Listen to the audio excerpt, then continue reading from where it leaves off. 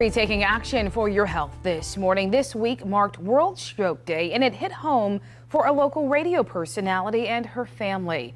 You know her as Amber Renee on 103 Jams. She told me her father became a part of the statistic, 1 in 4 adults suffering a stroke each year. But at just 56 years old, she says her dad suffered 3 strokes in the last year, 2 happening within months of each other during this pandemic. She said it has been difficult to help him bounce back, especially right now with social distancing. She's hoping their story will help save lives. What message do you have to other families about stroke on this World Stroke Day? So this year especially, put your health first. Don't ignore anything that you may be feeling. Daddy, even though he was feeling okay, he ended up telling us later that he felt really fatigued and he didn't really pay it any mind. So I would just say, pay attention to your body. And to get there and see him having a stroke, it was the scariest thing. His speech was slurred. He couldn't, no words were forming anymore. Like whatever he was trying to say, it just wasn't making sense.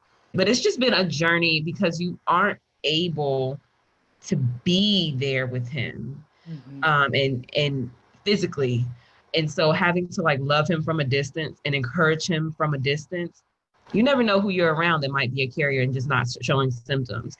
And because he's experienced so much this year, just with multiple strokes, I don't want to risk, exposing him to anything. So I'd rather still encourage you over the phone and love you from a distance. And he knows I talk to this man every day.